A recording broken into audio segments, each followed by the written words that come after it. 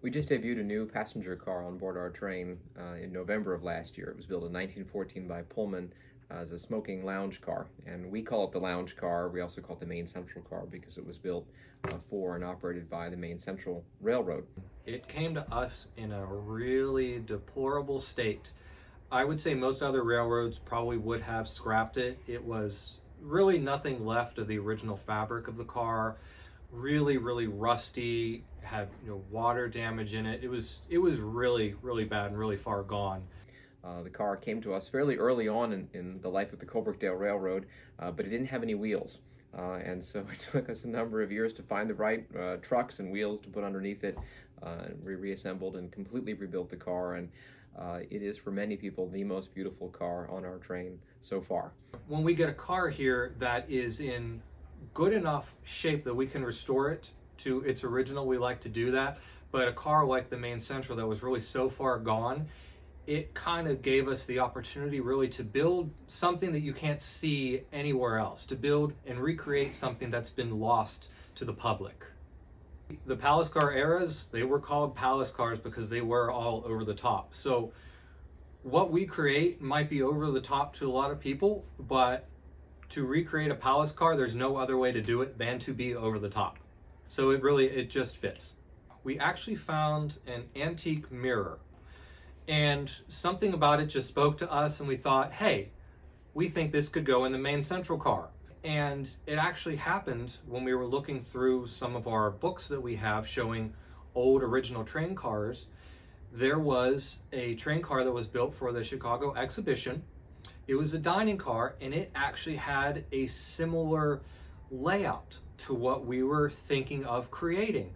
And there were only 3 pictures of this car that we know of that exist, but it featured a decorative stained glass window in the center and columns on the side. So we took these photos, and I created architectural plans of everything I could see within the photos, and I figured out how I could fit that car into the Maine Central car. Because as time went on, all the cars, the dimensions changed, the widths changed, the heights changed. So it's not as simple as taking what was in one car and putting it into another. You really have to work with it and change it and morph it to fit a car. That picture is really what I would say was the turning point in making the car what it is and making it really a grand car, because we now had the inspiration of a car that no longer existed from the actual palace car era. So we had something to live up to at that point. And that's when we started bringing in all of the carved mahogany and the tremendous amount of gold leaf.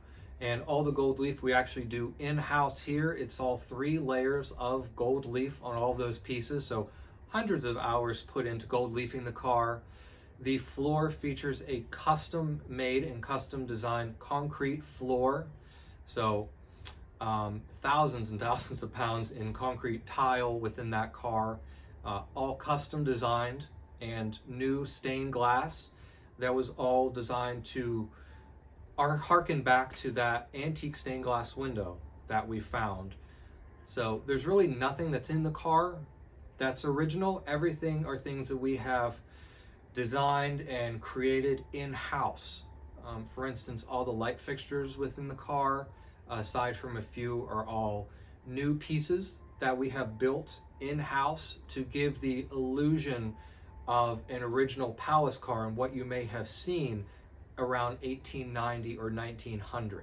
The furnishings that are in the car right now are temporary. We have it set up with 12 bistro tables, so a total of 24 for the total capacity of the car. When we get the final fittings and furnishings in that car, it'll have a capacity closer to 50. It's going to be gorgeous no matter what. It's going to feature gorgeous mohair upholstery, mahogany carvings, more than likely gilt tables of some sort. So it'll live up to the rest of the car when it's complete. And if you choose to ride in the lounge car, you can enjoy seating at one of the bistro tables, and will enjoy complimentary tapas plates, champagne, a complimentary beverage, and a great 2-hour experience with the companions of your choice.